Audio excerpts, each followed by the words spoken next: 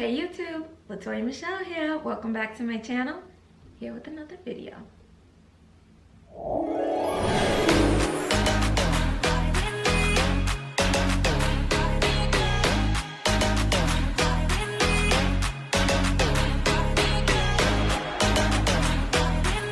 Storytelling.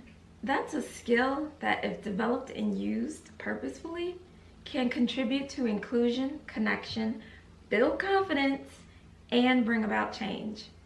That's what I like to do. I go around and I tell my story about how I overcame breast cancer. I talk about my journey, and I speak from it from a perspective of tragedy to triumph. There's so much power in storytelling that people come up to me and actually feel moved enough to finally go take action. Taking it from that awareness of breast cancer to taking action, because they may have been sitting on information that they know about their bodies and know about themselves, changes that they have experienced and are living through, but have done nothing about it. So I'm all about taking action. And I want to take you back down memory lane. Back down memory lane. Okay, no, not that kind of memory lane, but the very first time I told my story. So, without further ado, roll them.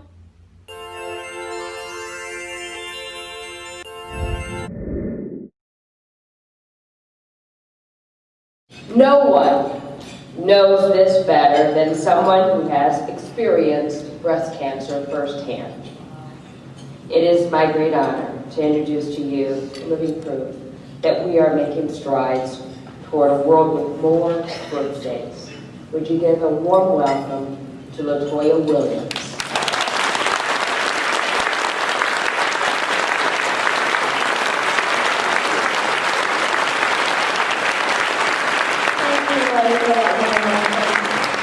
Good morning. I am Latoya Williams, and almost a 3-year breast cancer survivor.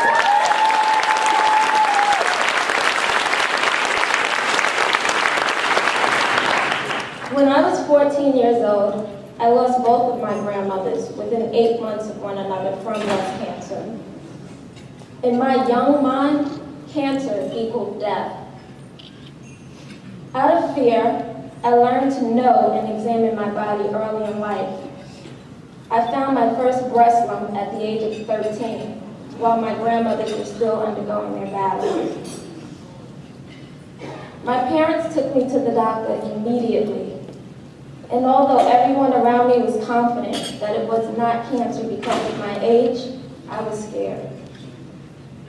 The doctors decided to do a biopsy and lumpectomy to be safe rather than sorry, to remove the egg-sized tumor. It was a benign fibroadenoma, but the fear still lingered within me many years after. In 2007, I was on top of the world. I had just earned my MBA, was in a fantastic relationship, and I had just celebrated my 30th birthday. I was on fire, and life was good. Then suddenly, the fairy tale was over. I started to feel tired and not well most of the time. And problems began to develop in my relationship because of that. Then I discovered another lump, close to the area where I had my lumpectomy at 13. On the day that newscaster Robin Roberts announced to the world that she had breast cancer, I also had my second biopsy. I kept this biopsy a secret from my family to avoid overwhelming them. When I got home and heard the news about Robin's announcement, I saw this as an ominous sign. Although the biopsy came back negative, I was still very uncomfortable having a mass that large because it appeared out of nowhere. Just 6 months before, it was the size of a small pea, but it was increasing at an alarming rate. I decided to follow my wise mind and opted to get a lumpectomy. The surgeon told me that if there was anything wrong, I would hear back from his office immediately. And if not, Everything was okay. 5 days later, I went back for my follow-up, confident that everything was okay, only to find out the pathology report was never sent to the surgeon. The hospital faxed over a copy while he examined me. When the surgeon returned to the room, he gave me and my parents a disturbed look and blurted out the news that I had invasive ductal carcinoma. It was like hearing a foreign language. For the first 10 minutes, I had no idea he was trying to tell me that I had cancer.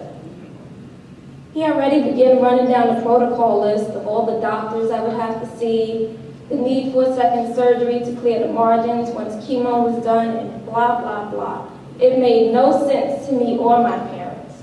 We were still trying to absorb the sudden shock and were not prepared to translate all of the overwhelming details in medical terms. I had no time to grieve over my situation. I had to hit the ground running with my survival plan. I went in for a simple outpatient surgery to have my portacath inserted. And my first words upon awakening from anesthesia were, "I can't breathe." The doctor immediately ordered a chest x-ray, but meanwhile, I had this feeling of doom hovering over me, as if I was going to take my last breath. The x-ray results showed that I had a hole in my left lung where the guide wire used during surgery punctured it. The next thing I knew, my chest wall was being parted and a tube was being rammed into me. In the middle of the night, my lung collapsed a second time. Another chest tube was inserted the following morning, and I was completely traumatized at that point. Fear set in, and I did not want to go on with treatment or any more surgeries. I began to shut down mentally because of all the pain I had to endure. Feeling like my family and I had nowhere else to turn, I asked my parents to contact Carol Becker from the American Cancer Society.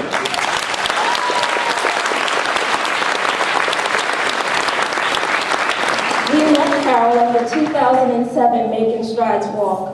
I am so glad I made that call and consider it the call that saved my life.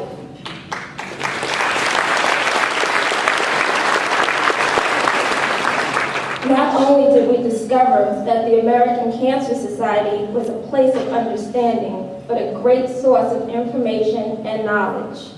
They helped connect me to other survivors and counseled my parents. When chemotherapy became tough, it was the other survivors that were there to reassure me that everything was going to be okay. I have met some really amazing people on my journey to survival that restored my desire to live. I made a promise to myself to celebrate my survival anniversaries in a special way by creating a bucket list. Not to do things before I kick the bucket, but to fill up my bucket with some of life's most wonderful experiences.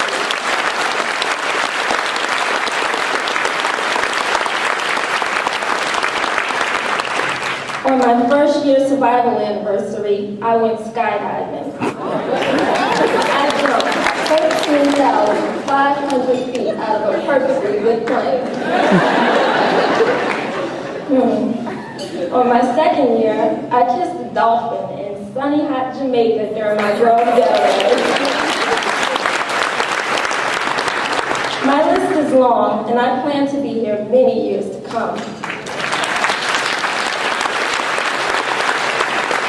So many things to look forward to in life, and this improves my mindset and increases my fight within. I am confident I will not succumb to this insidious disease. Because my cancer diagnosis has helped me nurture my body and mind. I've become acutely aware of their connection. My participation in the Making Strides Against Breast Cancer Walk is my way of celebrating the walk for my life, as well as honoring the memory of my grandmother. The high-energy vibe of the many survivors and supporters during the Making Strides Against Breast Cancer Walk has made me a believer that breast cancer is not a death sentence. I am not alone and should not be ashamed.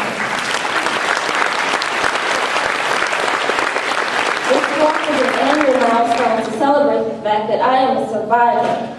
I am also a 2009 pace setter who raised $2,500 online.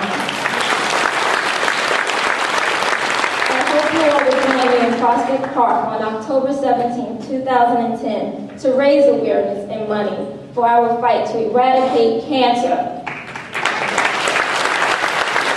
I salute to my fellow survivors, friends, caregivers, because we are champions. Thank you.